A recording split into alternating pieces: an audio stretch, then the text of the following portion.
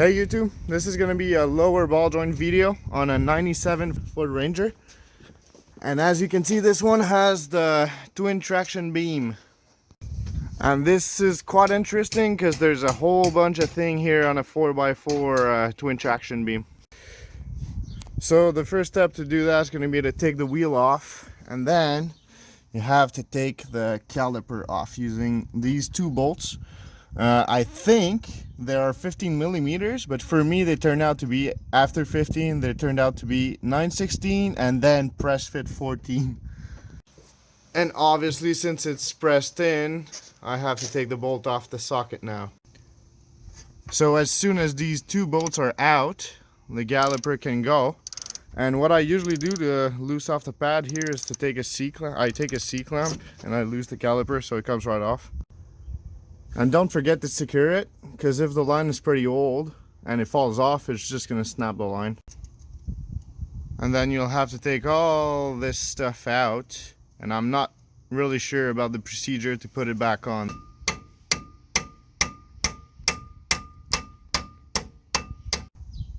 So as soon as you're done taking all this out, make sure you have to put it in order like that, and take a picture of it. Don't be shy, take a bunch of pictures, because if you put this backwards, it's not gonna work. Plus, this one is actually broken as our surprise. And then as soon as this is off, you'll take the bearing out, and then the disc can come off. And when this is off, you can take the dust guard off. But for us, it's kind of broken already. We're just gonna probably put some washers here when we put it back on, but this one's holding it. Yeah. Now the way this upper ball joint is working, there's a snap ring that is holding it. That's your camber adjustment. You don't mess with it. And that's the pinch bolt. In order to take that out, we have to take the pinch bolt off. Now the bolt is off. We just got to take the snap ring off. We're all done here. Up here for now. Maybe eventually we'll take a chisel and kind of split that up a bit so it gives more room to that thing to go down. Now the fun part begins. We have to take all these bolts off so the axle can come out. So to take these bolts off, I do recommend to tap on them because they are really rusty. You don't want to break them for sure.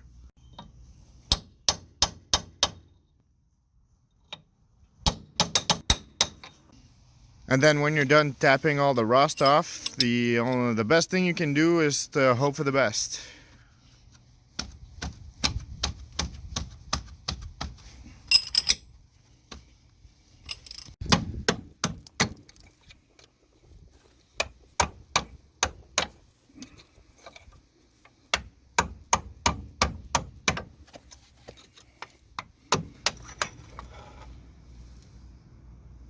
Now you're ready to pull the axle out. And then you may run into the issue that the axles are aftermarket, so the yokes are interfering here.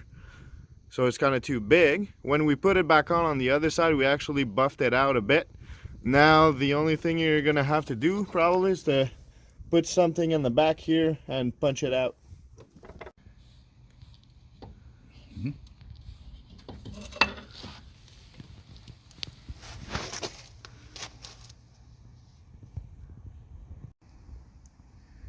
After that, it's gonna be the ball joint, and then you'll take the cotter pin out, and then box 21 millimeter, and then I use this fork here to tap the ball joint up. Now the bolt is off, cotter pin's off. It's time to hammer down on that fork. And I've never got so lucky in my life. Now the trick here is to actually jack the side of the truck as well, because you don't want too much weight on the ball joint, but you don't want also the suspension to be fully in the air. And for now, the tie rod can just be laid off over there. Since everything is off your way, you can grab a 27 millimeter socket, put it right here, and then take that bolt off. There's probably a cutter pin, but she's probably dead by now. We are getting lucky here. So now it's time to open that up a little bit.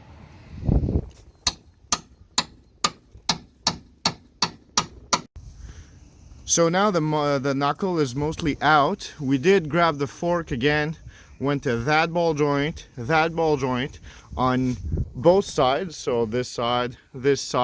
Then we banged quite hard on this one, and like extremely hard on this one. On the other side, I had to apply heat on the lower ball joint. It was that seized up, but we hammered hard on this one, and it went down super easy.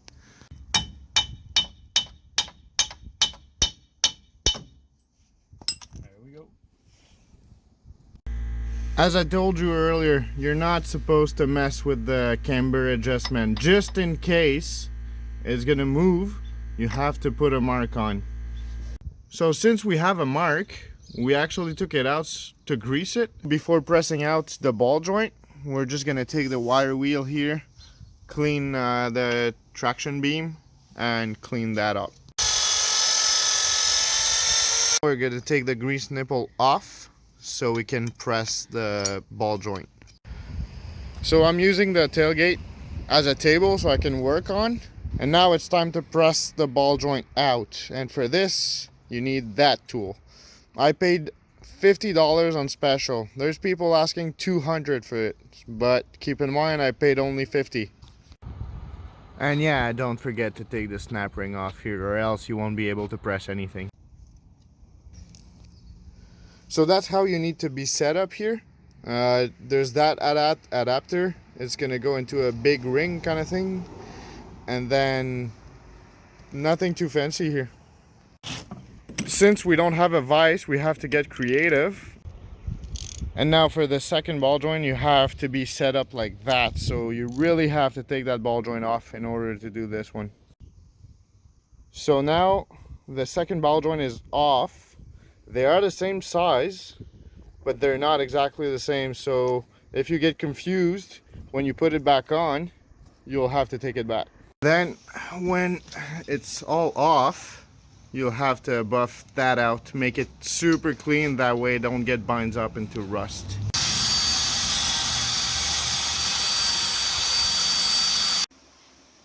And then when she's all clean, it's time to press in the new ball joint. And that's where you'll need to get creative, because the C-frame is way too small for the regular fitting to fit. And don't forget to do the bottom first, or else you won't be able to put the C-frame in place if you have this one already. And then that's how it looks when the ball joint is pressed in. Now we just have to put the snap ring here. Now since this is bigger than that, my tool that I had here won't fit. So here's my ring, here's a bearing, I think that's a dirt bike bearing or something like that. And since I'm still flush here, I don't like it, so I'm gonna install that weird washer, and that's gonna give me the clearance I need to press the ball joint in. So that's the final setup here. Now on camera it looks kind of easy, no time consuming, but I'll be honest with you guys, to find that part, this part, to this part, this part took me like, I would say 35 to an hour. So now the upper ball joint is in position. Was it tough? Yes. Did I have fun? Absolutely not, but I got it done. Now in order for the U-joint to go into the knuckle, we're just gonna grind off just a little of the cap so it goes in smoothly. So that's the grease nipple. I want to put it now, so that way when the knuckle is into position, I'm not gonna fight with the axle and trying to manage to put the grease nipple in position. It's gonna be a nightmare, and that's what I did on the other side, so I learned from my mistake. Time to torque the castle nut from the lower ball joint. So you just go there, lower ball joint castle nut. It's gonna be 83 to 113. I torqued it to 90 just in case I needed more room to torque it more, because I'll have to, since the cutter pin hole is not lining up with the castle nut. Cutter pin is into position. Now it's time for the snap ring on top, and that's pretty much the only thing that is holding with this bolt here. So for that bolt here, that's called a pinch bolt. And here, ball joint pinch bolt, 65 to 85.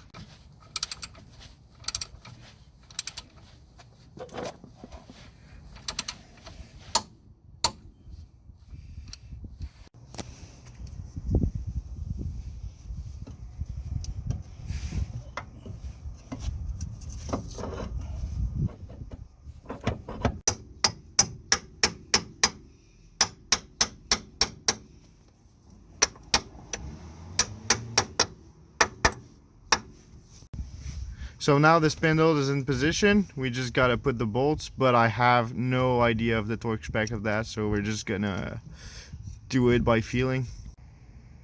And now the tie rod goes in.